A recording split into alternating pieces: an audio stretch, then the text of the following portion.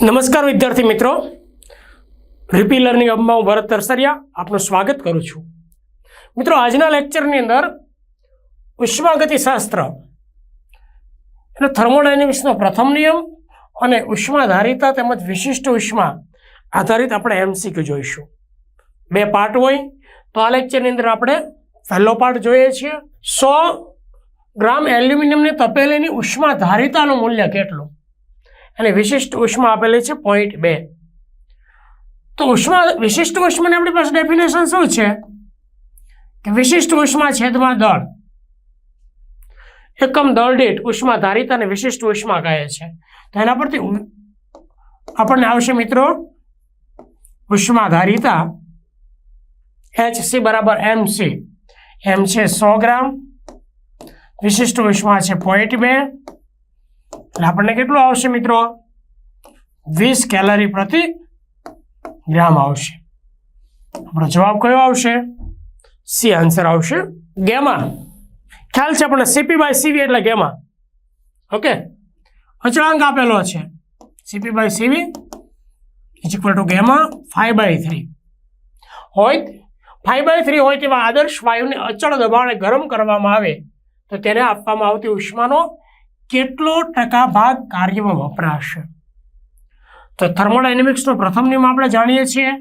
પદાર્થને આપવામાં આવતી ઉષ્મા ડેલ્ટા ક્યુ એ તેના આંતરિક ઉર્જાના ફેરફાર અને કાર્યના સરવાળા જેટલો હોય છે. હવે આપણે ડેલ્ટા ક્યુ વડે ભાગાકાર કરી દઈએ તો delta U by delta Q delta W છેદમાં ડેલ્ટા ક્યુ. આપવામાં આવતી ઉષ્માનો કેટલામાં ભાગ કાર્યમાં કન્વર્ટ થશે આપણે શોધવાનું છે. તો આને કરતા બનાવીએ. ડેલ્ટા ડબલ્યુ છેદમાં ડેલ્ટા ક્યુ, આ સ્ટેપ આ બાજુ જશે 1 માઇનસ ડેલ્ટા યુ છેદમાં ડેલ્ટા ક્યુ. હવે ડેલ્ટા યુનું આપણે સૂત્ર જાણીએ છીએ. શું આવશે?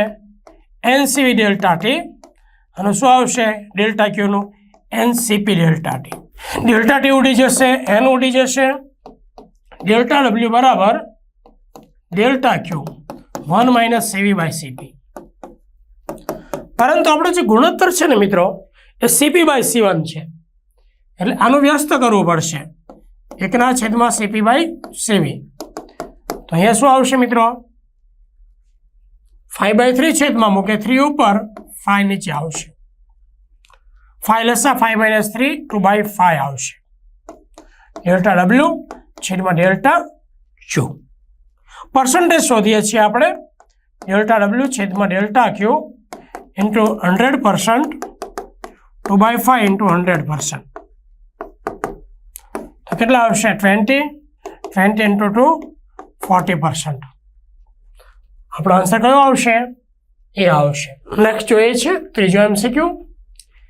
નીચેનામાંથી કયું માર્ગનું વિધેય નથી? જો મિત્રો, થર્મોડાયનેમિક્સના પ્રથમ નિયમમાં શું આવશે કે delta Q = delta you plus delta W. હવે ડેલ્ટા ક્યુ માઇનસ આને આ બાજુ લઈએ, ડેલ્ટા ડબલ્યુ = ડેલ્ટા યુ વધે છે. તફાવત શું થાય? ડેલ્ટા યુ અને જે આંતરિક ઉર્જાનો ફેરફાર છે ને મિત્રો, પ્રારંભિક અને અંતિમ સ્થિતિ ઉપર જ આધાર રાખે છે, બરાબર? માર્ગ ઉપર આધાર રાખતું નથી. એટલે આ છે માર્ગનો વિધેય નથી, બાકીનું બધું માર્ગ પર આધાર રાખે છે. ચોથું મિત્રો, એક આદર્શ વાયુ પર ચક્રી પ્રક્રિયાના 4 તબક્કામાં ઉષ્મા વિનિમય પામે છે, જેમાં Q1 Q2 Q3 Q4 આપેલા છે અને કાર્ય પણ આપેલા છે W1 W2 W3. તો W4 શોધવાના છે. હવે મિત્રો, થર્મોડાયનેમિક્સનો પ્રથમ નિયમ શું કહે છે? ડેલ્ટા ક્યુ બરાબર ડેલ્ટા યુ વત્તા ડેલ્ટા ડબલ્યુ. પણ પ્રક્રિયા ચક્રીય હોવાથી ડેલ્ટા યુ શું થાય? 0. અર્થાત પદાર્થને આપવામાં આવતી ટોટલ ઉષ્મા ટોટલ કાર્યમાં પરિણમે છે. તો એ Q1 plus Q2 plus Q3 plus Q4 કુલ ઉષ્મા થશે અને W1 વત્તા W2 વત્તા W3 પ્લસ W4. અહીંયા છે ને મિત્રો -300 આવશે, ધ્યાન રાખજો. તો આપણે કિંમત મૂકીએ છીએ. Q1 છે 600, આ છે -400, આ છે -300 અને Q4 કેટલા છે? વત્તા 200.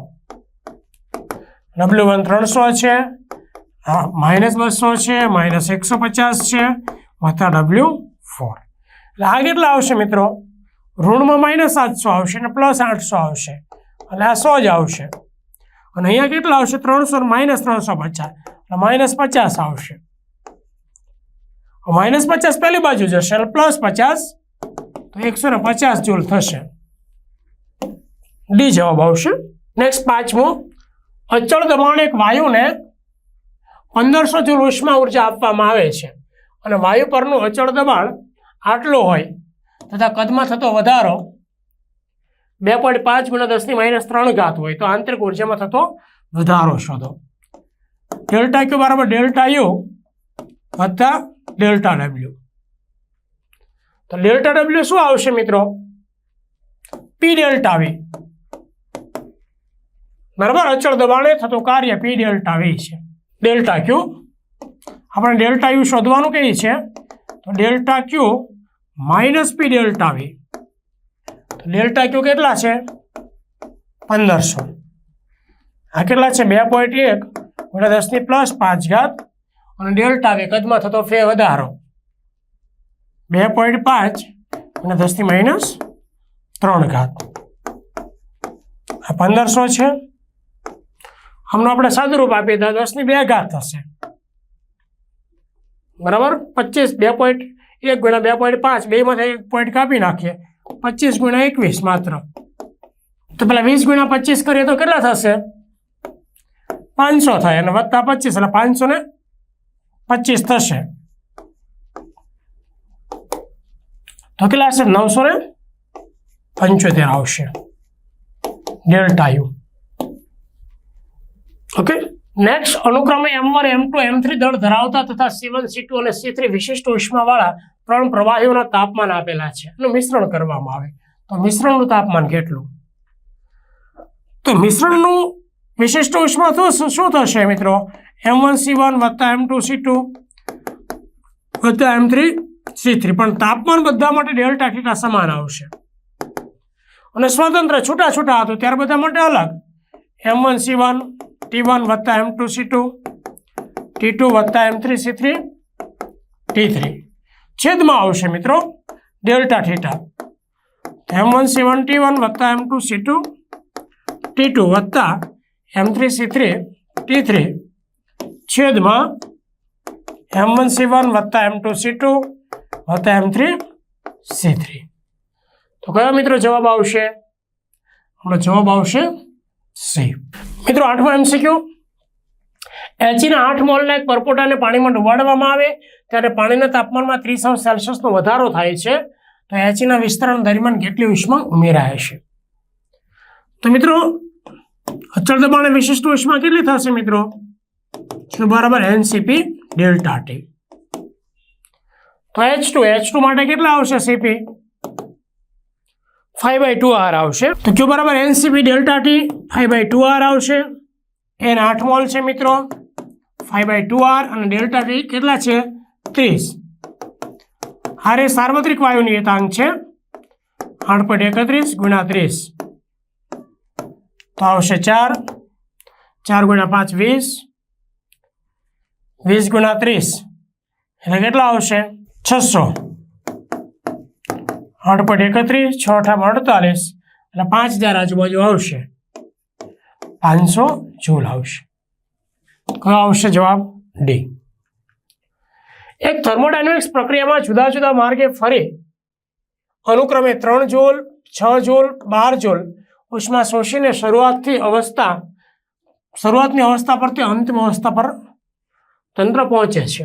જો પ્રથમ માર્ગ પર આંતરિક ઉર્જામાં 8 જૂલનો ફેરફાર થાય તો ત્રીજા માર્ગમાં આંતરિક ઉર્જામાં થતો ફેરફાર કેટલો?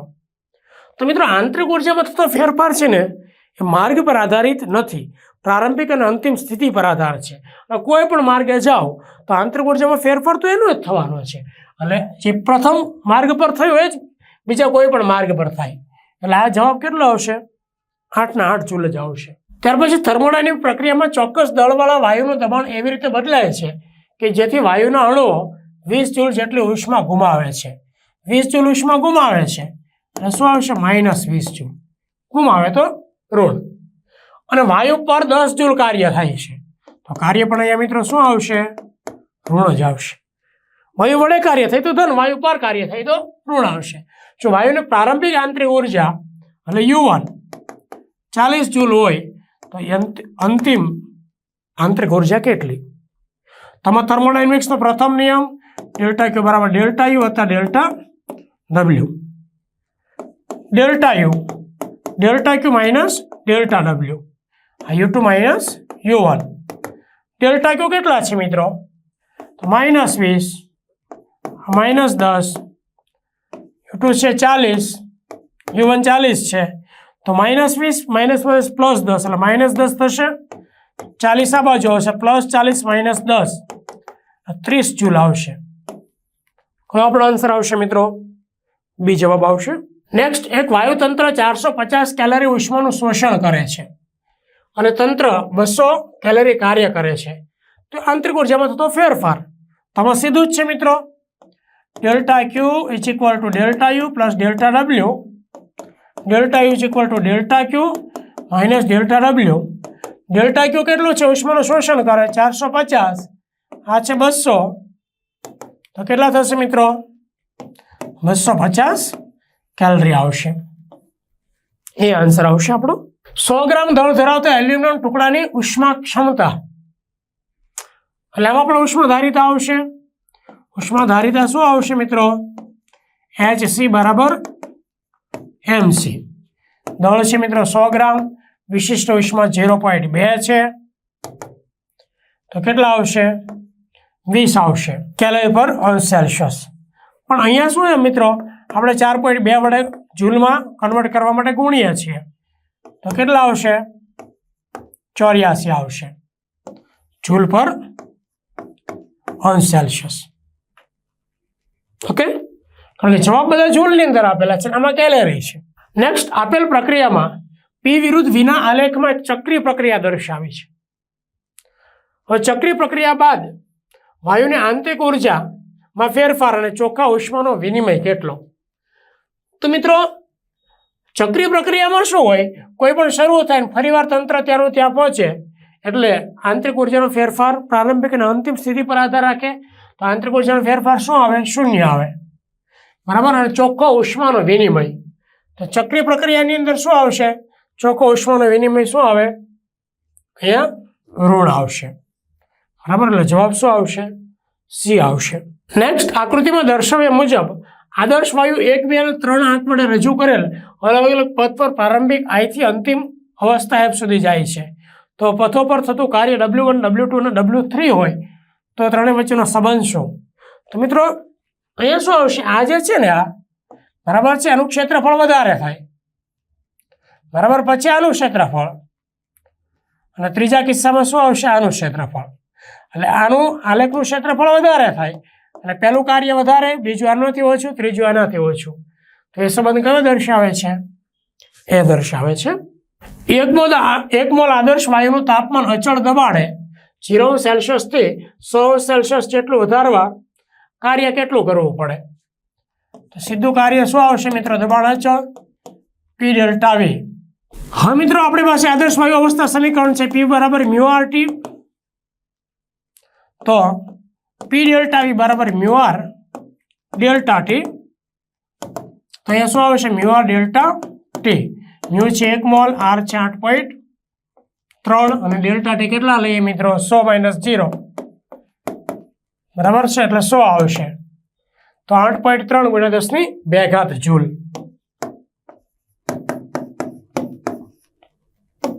આ કાર્ય આવશે મિત્રો 14મું MCQ. તો મિત્રો આપણે થર્મોડાયનેમિક્સના પ્રથમ નિયમ તેમજ ઉષ્માધારિતા અને વિશિષ્ટ ઉષ્મા આધારિત આપણે MCQ જોયા મિત્રો.